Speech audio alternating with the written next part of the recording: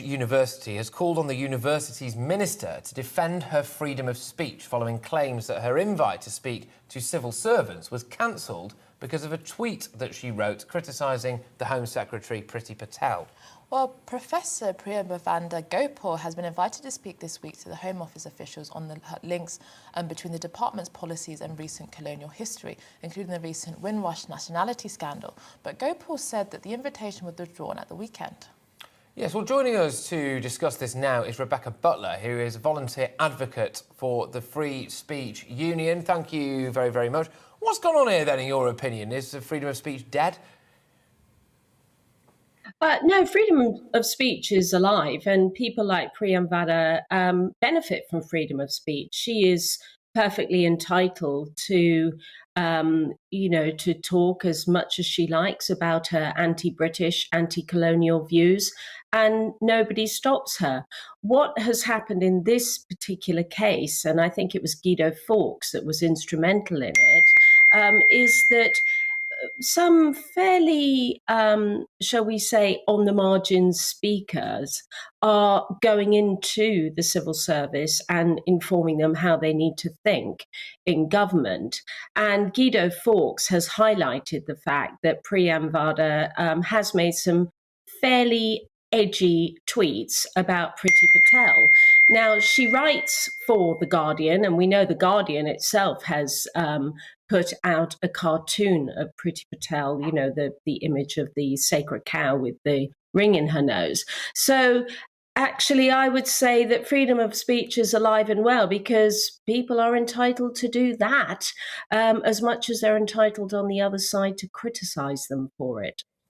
Yeah, and isn't it quite bizarre that she's calling on the university's minister? I mean, this is something related to an invitation to the Home Office. This hasn't necessarily got anything to do with freedom of speech or academic freedom when it comes to university campuses.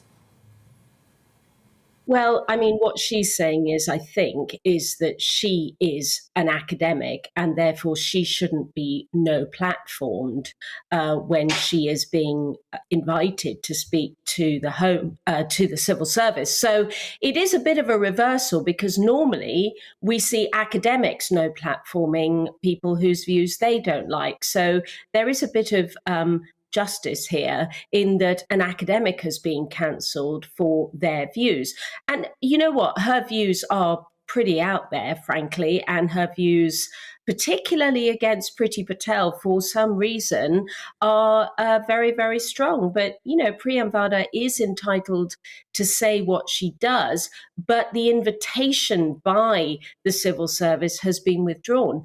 And you know what? I think there is a bigger question here is that as a taxpayer, are we happy that the civil service thinks it's appropriate to spend our money on all of these courses that civil servants who, let's face it, they're all from Oxbridge as well, that civil servants are invited to attend echo chambers, and people like Priyambada, and there are others, are invited to speak to them.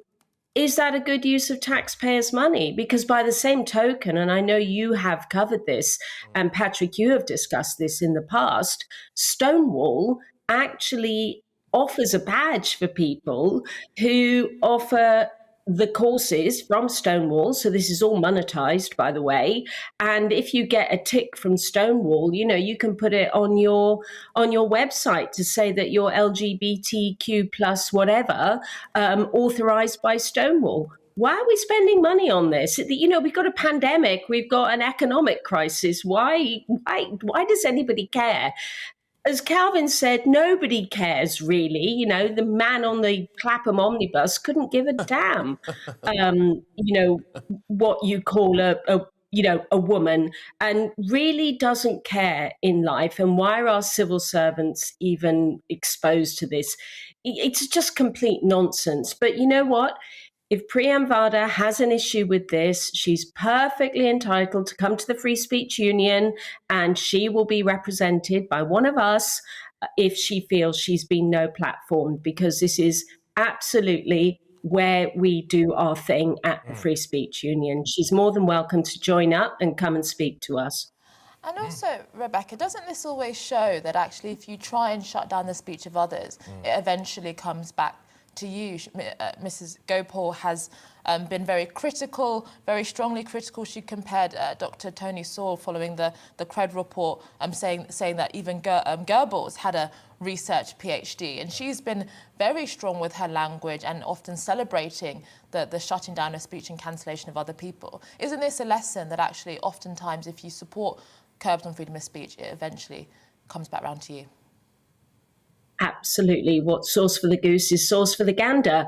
And so now she's on the sharp end of it. And as I said earlier, it is unusual that we have an academic being no platformed as opposed to doing the no platforming. So yes, I mean, as I've said, her views are quite outrageous and offensive, but it doesn't matter. It doesn't matter how offended I am personally.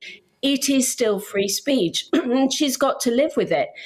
You know, we do deal with no platforming at the Free Speech Union, and we would say to her, you have as much right to spout your nonsense and to spout your vile hatred and, you know, your views of white people in Britain as the next person. So, you know, we don't hold back on free speech. And as I've said earlier, the very fact that she can be on Twitter and put her views out demonstrates that free speech is alive and well. So yeah, left, right, whatever color you are, you have a right to freedom of expression in this country, and the Free Speech Union will defend that right in all circumstances.